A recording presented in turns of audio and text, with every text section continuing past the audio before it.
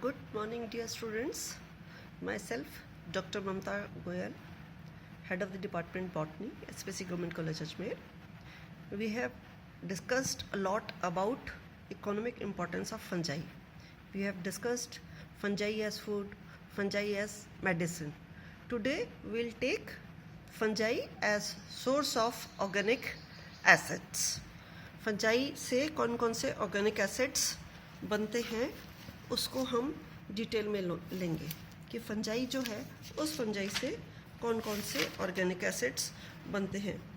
The commercial production of organic acids bye mycelial fungi is limited to number of genus mainly which belongs to Aspergillus. If we talk larger volume fermentation, that means Aspergillus niger. The organic acids which are produced from fungi are number of organic acids are there: gluconic acid, citric acid, fumaric acid, lactic acid, and gallic acid, L-malic acid.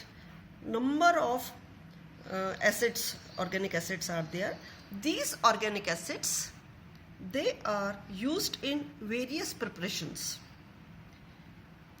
For example, itaconic acid is used in the manufacture of plastics, gluconic acid in the manufacture of toothpaste, and medicinally important in the manufacture of plastics.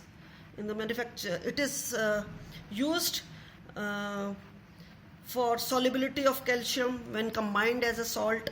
So, number of organic acids are used.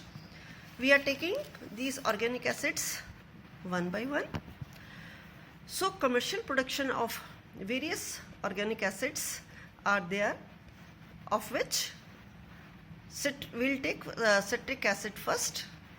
This citric acid is produced by fermenting sugar. This is produced by fermenting molasses. Sugar sucrose को ferment करने से भी produce हो रही है और molasses को भी फर्मेंट करने से प्रोड्यूस कर रहे हैं. And what is the agent which cause fermentation? Fermenting agent is Aspergillus Niger. It is citric acid which is used in the manufacturing of ink, it is used in the manufacturing of dyeing, it is used in the manufacturing of electroplating and leather tanning. So these are the uses of citric acid, and this is produced by sucrose or molasses. Fermentation का जो causal बीच में आता है कौन सी fungi है? Aspergillus niger species. Itaconic acid, it is produced by fermentation of sugars, and the fungus which is fermenting is Aspergillus itaconicum, Aspergillus terres. तो दो species हैं जो कि इसमें फर्मेंटेशन कर सकती हैं शुगर्स का. As a result itaconic acid is released. This itaconic acid is used in the manufacture of alkyl resins. This is used in the manufacture of synthetic fibers. This is used in the manufacture of plasticizers. तो इतनी synthetic fibres में काम आ रही है, resins में काम आ रही है, प्लास्टिक की चीज़ों में काम आ रही है itaconic acid. Next is gluconic acid.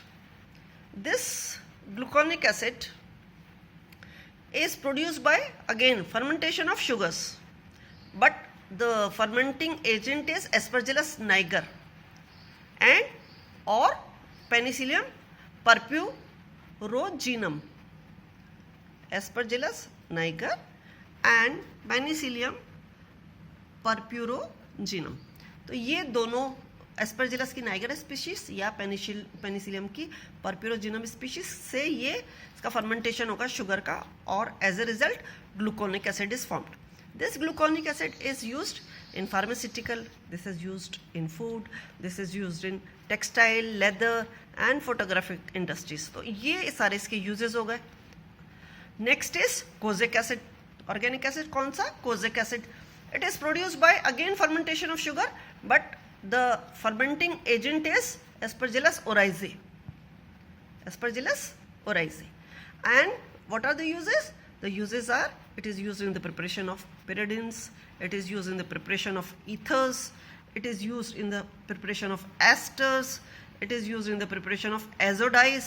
तो इतनी सारी चीज़ों की प्रिपरेशन में इसका यूज़ होता है, किसका? Kojic acid, which is a organic acid. Next is gallic acid.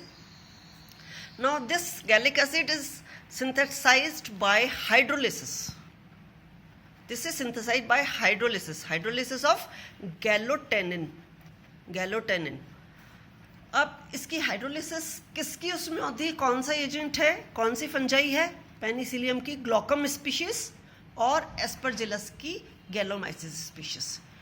Aspergillus की गैलोमाइसिस स्पीशीज और पेनिसिलियम की ग्लोकम स्पीशीज के दोनों में से कुछ भी हो तो इसकी हाइड्रोलिसिस हो जाएगी गैलोटेनिन की. As a result gallic acid is formed which is used in the manufacture of inks, which is used in the manufacture of dyes बनते हैं, इंक्स बनती है.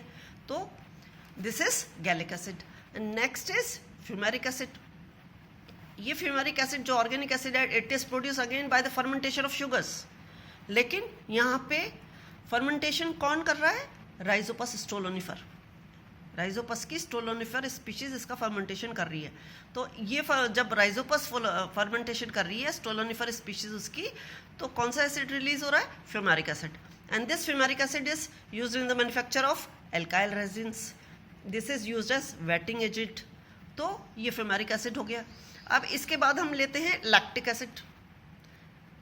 ऑर्गेनिक एसिड लैक्टिक एसिड जो है it is produced by fermentation. कौन सा fermenting agent है? Rhizopus ओराइजे.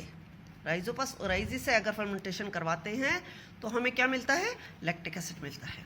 इसके अलावा हम और ले सकते हैं एल मैलिक एसिड होता है. L malic acid produced by again it is produced by fermentation. और फर्मेंटेशन कौन कर रहा है? शाइजोफाइलम कम्युने. शाइजोफाइलम कम्युने. सो फर्मेंटेशन के द्वारा क्या रिलीज हो रहा है? L malic acid. ऐसे ही epoxysuccinic acid. Epoxysuccinic acid which is organic acid is this is again produced by fermentation. और फर्मेंटेशन का एजेंट कौन है? फर्मेंटेशन का एजेंट है Aspergillus fumigatus. Fermenting agent is Aspergillus fumigatus.